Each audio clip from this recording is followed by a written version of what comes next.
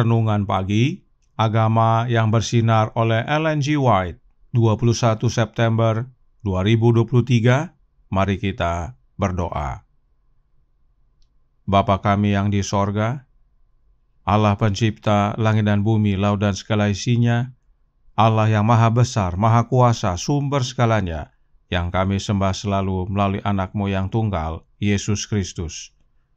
Terpujilah Yesus, anak Allah yang maha tinggi, yang adalah penebus, penolong, penghibur, pengantara kami.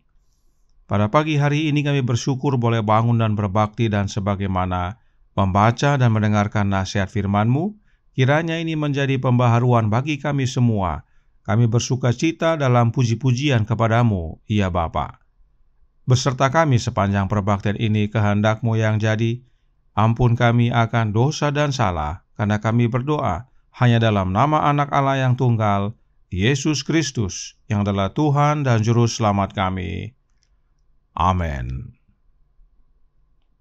Renungan hari ini akan dibacakan oleh Saudara Flandi Torondek. Kepada Saudara Flandi, kami persilahkan. Selamat pagi saudara-saudara yang kekasih di dalam Tuhan kita Yesus Kristus. Judul renungan pagi kita pada pagi hari ini tanggal 21 September adalah Puji Tuhan dengan rebana dan kecapi. Ayat Alkitab, pada pentabisan tembok Yerusalem, orang-orang Lewi dipanggil dari segala tempat mereka dan dibawa ke Yerusalem untuk mengadakan pentabisan yang meriah dengan ucapan syukur dan kidung, dengan ceracap, gambus, dan kecapi. Nehemia 12 ayat 27. Pelajaran yang sangat bermanfaat, bahkan di zaman kemajuan pendidikan ini, dapat ditemukan dalam sejarah umat Allah kuno. Fundamentals of Christian Education, halaman 95. Seni melodi suci dikembangkan dengan rajin. Tidak ada vals sembrono yang terdengar, atau lagu sembrono yang seharusnya memuji manusia dan mengalihkan perhatian dari Allah. Tetapi mazmur pujian yang suci dan khidmat kepada Sang Pencipta meninggikan namanya dan menceritakan karya-karyanya yang menakjubkan. Jadi, musik dibuat untuk melayani tujuan yang suci, untuk mengangkat pikiran ke arah yang murni dan mulia dan meninggikan, dan untuk membangkitkan dalam jiwa pengabdian dan rasa syukur kepada Allah. Fundamentals of Christian Education, halaman 97. Musik harus memiliki keindahan, kesedihan, dan kuasa. Biarlah suara-suara diangkat dalam nyanyian pujian dan ketaatan.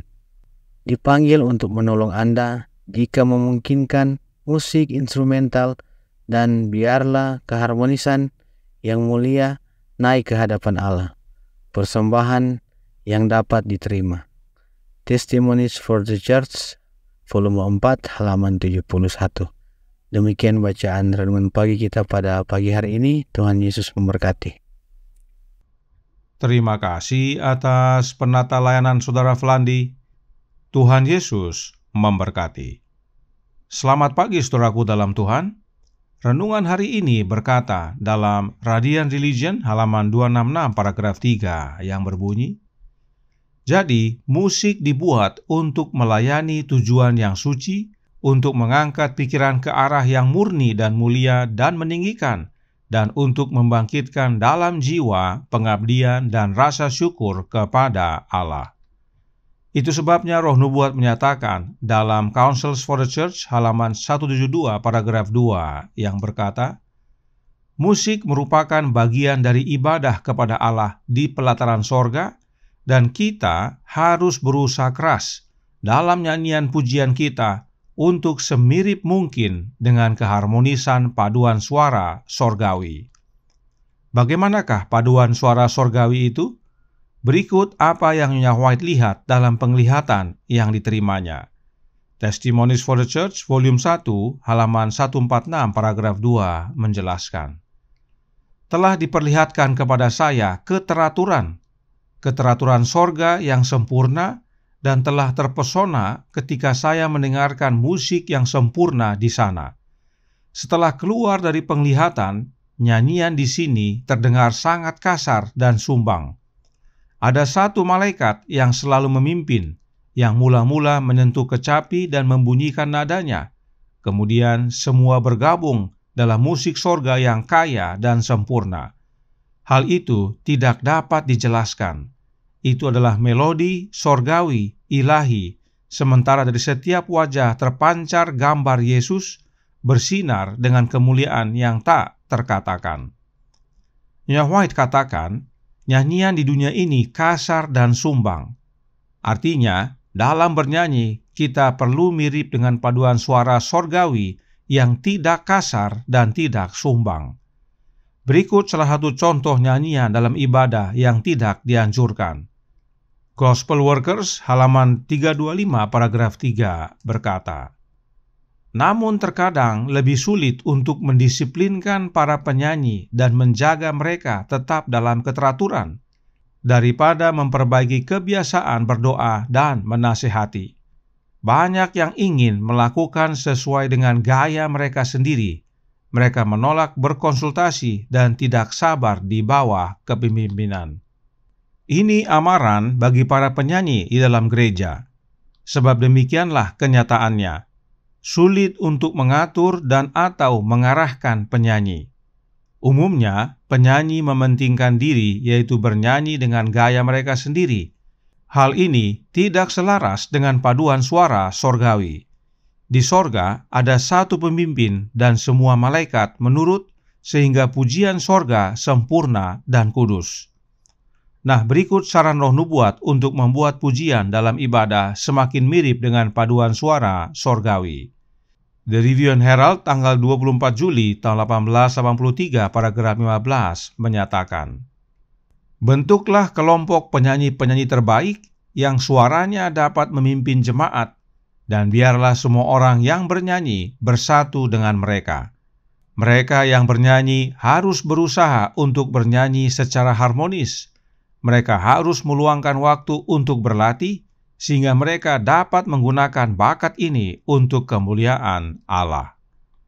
Tetapi, meski bernyanyi dalam ibadah adalah penting, Roh Nubuat berkata dalam The Review and Herald tanggal 24 Juli tahun 1883, paragraf 16, dikatakan, namun bernyanyi tidak boleh dibiarkan mengalihkan pikiran dari jam-jam ibadah. Kalau ada yang harus terabaikan, biarlah nyanyiannya. Mengapa demikian? Sebab musik dan nyanyian adalah salah satu godaan besar setan di zaman sekarang. Dalam ibadah, umat Allah lebih banyak memainkan musik dan bernyanyi daripada berdoa. Banyak jiwa telah hancur gara-gara musik. Karenanya perlu keseimbangan dalam penyembahan kepada Allah, dan musik meski penting, namun bukan yang terutama. Kondisi hati adalah yang terutama. Suratnya nomor 5 atau 1890 paragraf 8 berkata, pelayanan hati adalah apa yang Allah tuntut. Bentuk dan basa-basinya seperti bunyi tiupan dan gemerincing simbal. Nyanyianmu hanya untuk pamer, bukan untuk memuji Allah dengan roh dan pengertian. Keadaan hati menunjukkan kualitas agama orang yang bertakwa. Saudaraku dalam Tuhan, orang-orang Yehuda yang diizinkan kembali untuk membangun Yerusalem serta Bait Suci pulang dengan penuh sukacita, dan mereka bernyanyi memuji Allah dari hati mereka yang berserah. Pujian mereka berasal dari rasa syukur dalam hati mereka dan bukan untuk pamer. Karenanya, kiranya nasihat-nasihat ini menjadi pembaharuan bagi kita. Kita bernyanyi dan memainkan musik bukan untuk kemuliaan diri, tetapi untuk kemuliaan Allah. Dan kita pun bernyanyi semakin selaras dengan paduan suara sorgawi. Tuhan memberkati, saya bawa dalam nama Yesus. Amin. Mari kita berdoa. Bapa kami yang di sorga, Allah pencipta langit dan bumi, laut dan segala isinya, Allah yang maha besar, maha kuasa, sumber segalanya, yang kami sembah selalu melalui anak-Mu yang tunggal, Yesus Kristus. Terima kasih atas nasihat yang baik bagi kami, bahwa kami perlu bernyanyi dengan harmonis, semirip mungkin dengan paduan suara sorgawi. Sebab nyanyian dalam ibadah di dunia ini adalah kasar dan sumbang. Karenanya penting bagi kami untuk berlatih dan mau diarahkan serta dipimpin oleh pemimpin lagu. Dan meskipun lagu penting untuk ibadah, tapi itu bukan yang terutama. Hati kamilah yang terutama, dan karenanya biarlah peribadatan kami semua berasal dari hati kami yang penuh penyerahan kepada Engkau ya Bapa, dan sukacita dan rasa syukur oleh karena Kristus tinggal dalam hati kami.